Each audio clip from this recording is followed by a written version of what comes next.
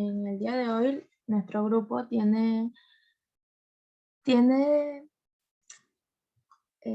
¿cómo se dice?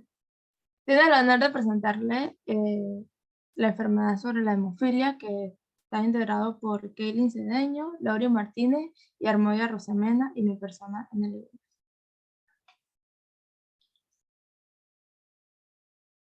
Hablemos un poco sobre el resumen de esta enfermedad. Los datos más antiguos conocidos sobre la hemofilia se dan en el siglo II, después de Cristo, cuando los rabinos de esa época decidieron no circuncidar a los varones, cuyas familias tuvieran un problema de sangrado o hemorragia. Una de las historias más conocidas sobre la hemofilia se da cuando la enfermedad de la realeza, con la transmisión de esta enfermedad por parte de la reina Victoria a su hijo Leopoldo, nacido en el año 1853, y falleció a los 31 años a causa de una hemorragia cerebral.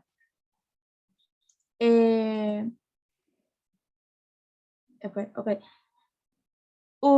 Comenzamos con la introducción. La hemofilia son trastornos hemorrágicos hereditarios más comunes y causados por una deficiencia del factor de coagulación 8 o 9.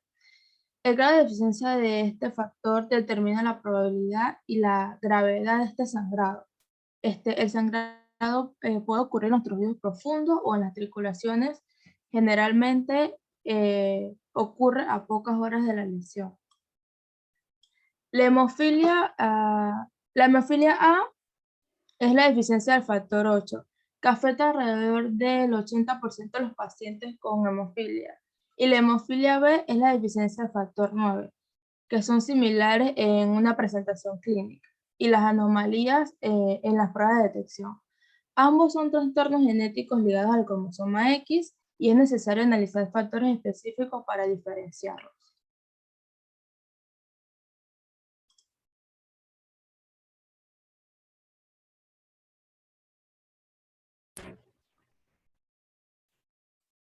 La historia de la hemofilia. Nos remontamos en el año 1800, cuando John Otto, un médico estadounidense, realizó el primer estudio de familias con hemofilia y descubrió que en la herencia de la enfermedad las mujeres portadoras juegan un papel importante en esto. Después, en 1828, el doctor Hoppe, alemán, llamó por primera vez a la enfermedad como hemofilia. Una de las historias más conocidas es sobre hemofilia, se da con la enfermedad llamada enfermedad de la realeza, que era la hemofilia, comenzando con la transmisión de la enfermedad por parte de la reina Victoria, su hijo Leopoldo, y a sus dos hijas Alicia y Beatriz, las cuales eran portadoras de la enfermedad, lo que propagó la misma a otras familias reales de Alemania, España y Rusia.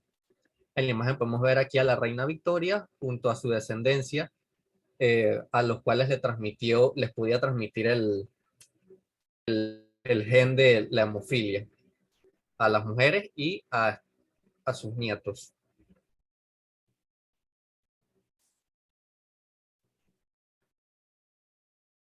Alicia tuvo una hija portadora de la enfermedad, la cual se convirtió en la emperatriz Alejandra. La emperatriz Alejandra era nieta de la reina Victoria.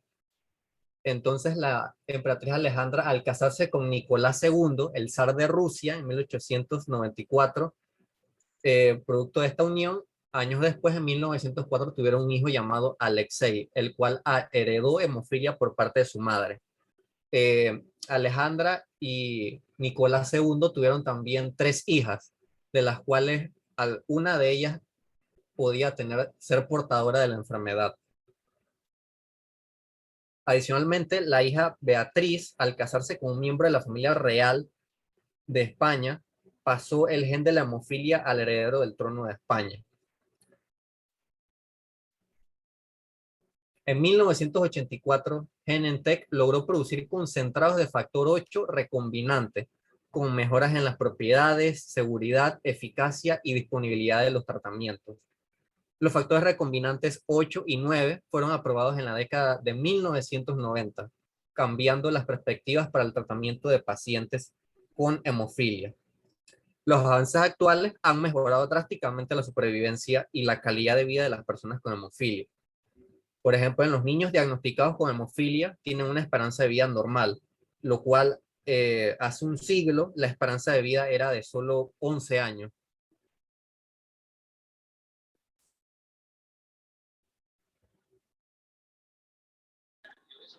Ok, fisiopatología. La hemostasia normal requiere mayor del 30% de las concentraciones del factor 8 y 9. La mayoría de los pacientes con hemofilia tienen concentraciones menor del 5%. Y los pacientes con afectación grave tienen concentraciones extremadamente bajas, menor del 1%. El nivel funcional, es decir, la actividad del factor 8 o 9 en la hemofilia A y B, por lo tanto, la gravedad del sangrado varía dependiendo de la mutación específica en el gel del factor 8 o 9. Por lo general, los portadores tienen concentraciones de alrededor del 50% rara vez, y la inactivación aleatoria del cromosoma X normal en la vida embrionaria temprana determina que un portador tenga concentraciones del factor 8 o 9 menor que el 30%.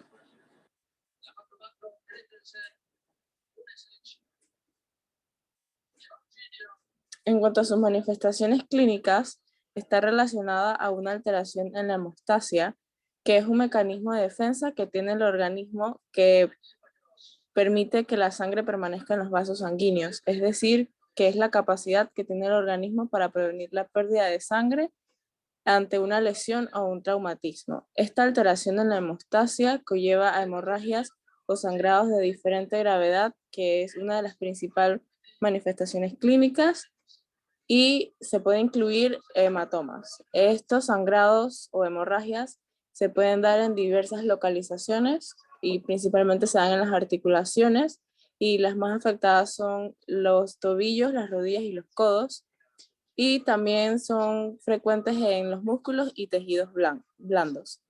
Afortunadamente, el 5% de los pacientes presenta sangrados a nivel del sistema nervioso central.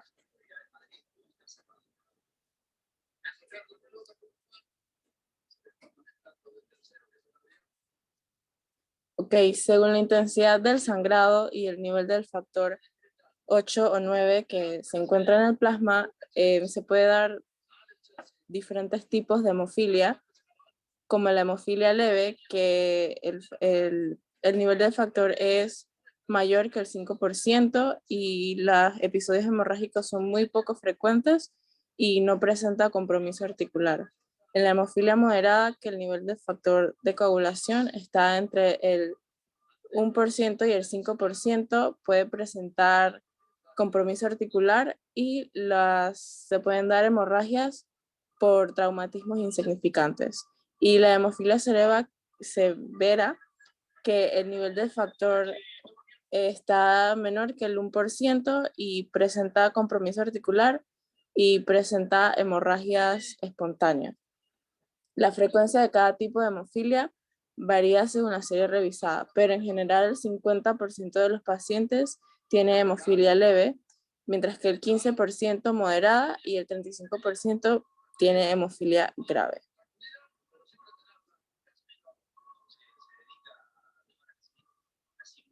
En cuanto a sus factores de riesgo, pueden ser tener familiares que también padezcan del mismo trastorno, tras recibir un tratamiento para el cáncer o la esclerosis múltiple, ya que ataca a los genes y pueden presentarse mutaciones, y enfermedades autoinmunes que atacan al cuerpo del paciente.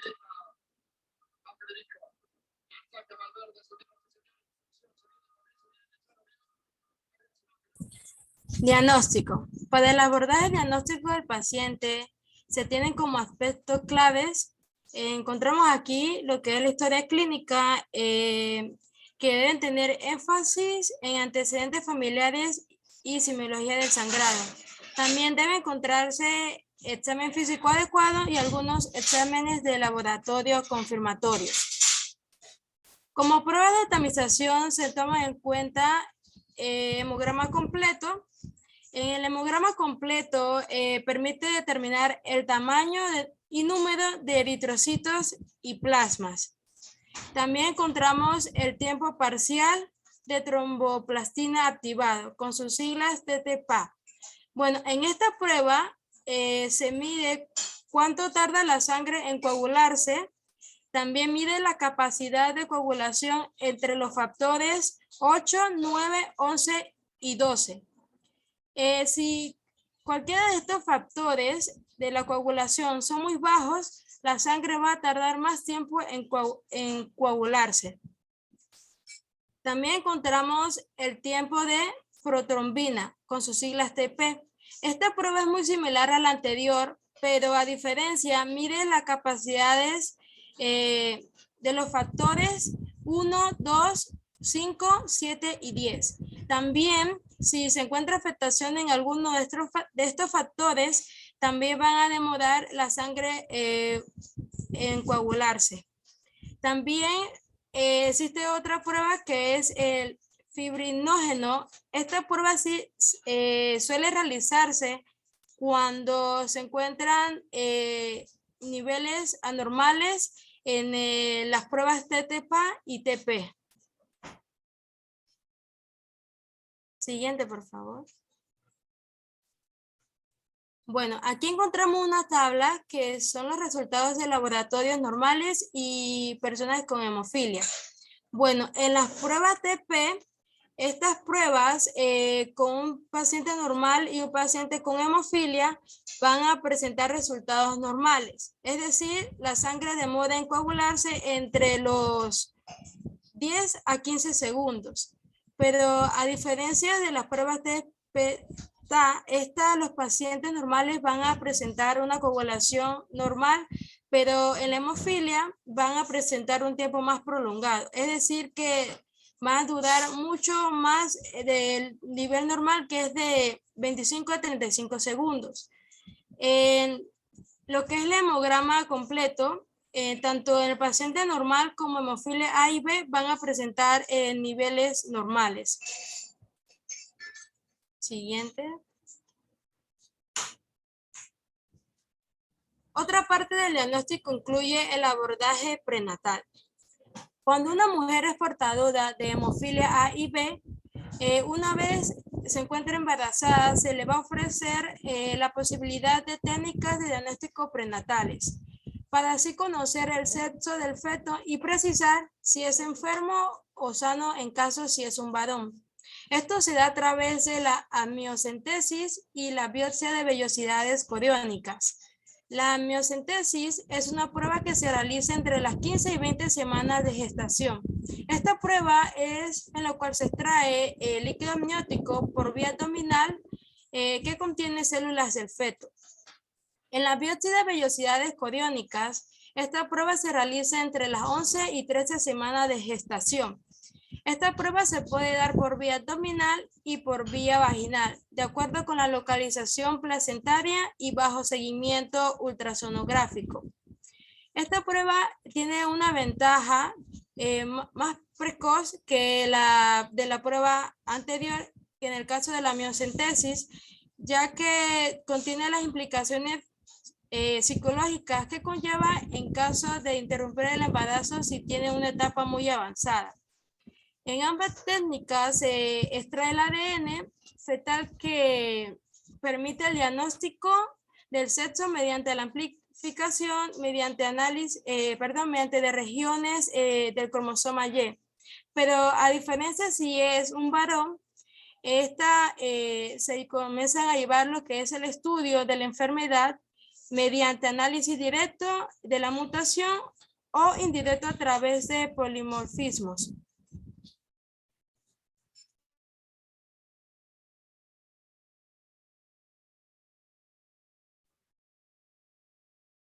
En el tratamiento se puede realizar reemplazo del factor deficiente y en ocasiones el uso de antifibrinolíticos. Si hay una orientación de hemorragia a causa de los síntomas, entonces se debe comenzar de manera inmediata con el tratamiento, incluso antes de terminar las pruebas diagnósticas.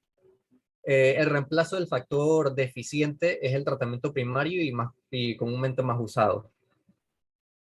En la imagen podemos ver aquí un caso de hemofilia A, que se produce una herida o lesión, entonces el sistema de coagulación no se activa correctamente por la carencia del factor 8. Entonces, administra el factor, el sistema de coagulación se activa correctamente. al adicionarlo. Se forma la fibrina y entonces se detiene la hemorragia. En el caso de la hemofilia A, se debe aumentar de forma transitoria la concentración de factor 8, tomando como ejemplo las siguientes circunstancias, que serían aproximadamente del 30% de lo normal en caso de, por ejemplo, una extracción dental. Un 50% del normal si hay una evidencia presente de hemorragia articular grave, o un 100% del normal antes de realizar una cirugía mayor. También se puede administrar el factor 8 como concentrado de factor 8 purificado, del cual proviene de múltiples donantes. A pesar de que se le puede someter a una inactivación viral, puede que no se eliminen los agentes de, por ejemplo, parvovirus o el virus de la hepatitis A. Por otro lado, el factor 8 recombinante se encuentra libre de virus, por lo que es de preferencia su uso. En el caso de la hemofilia B, se puede administrar el factor 9 como producto viralmente inactivado y purificado, o el recombinante cada 24 horas. Las concentraciones para la corrección del factor suelen ser las mismas que las usadas en el caso de la hemofilia A. Sin embargo, hay que tomar en cuenta de que las concentraciones, para alcanzar estas concentraciones, la dosis utilizada debe ser más alta que en la hemofilia A, porque el factor 9, como se ve aquí, el factor 9 resulta ser más pequeño que el factor 8. Y también hay una diferencia en que el factor 9 tiene una extensa distribución extravascular.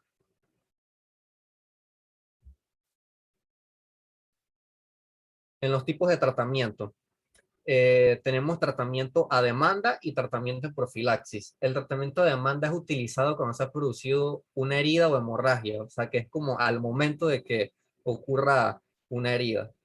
De ser necesario el factor 8 o 9, se puede administrar en dosis e intervalos adecuados para detener la hemorragia, como se ve aquí en la imagen.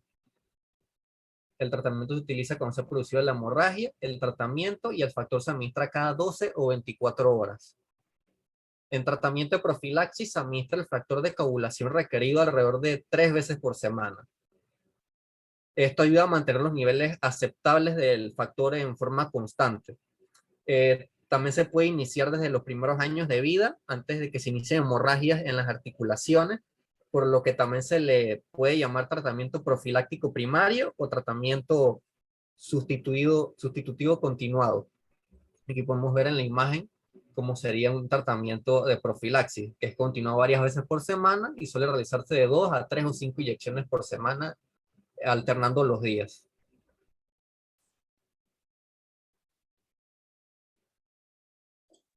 A manera de conclusión, este trabajo de investigación realizado llevó a la formulación de ciertas conclusiones, las cuales hacen posible que los objetivos específicos de dicho proyecto tengan una respuesta concreta y resumida de los fines propuestos. En este trabajo se describen los síntomas de la hemofilia, como los tratamientos que se pueden llegar a utilizar. Se mencionaron algunos factores de riesgo, como lo es tener familiares que padecen este trastorno. También algunos tratamientos son para el cáncer, la esclerosis múltiple, ya que atacan los genes y pueden presentarse mutaciones. Y finalmente se cumplió con el objetivo general, el cual se trata de comprender e investigar a fondo esta enfermedad, como también aprender los procedimientos que se llevan a cabo. Gracias.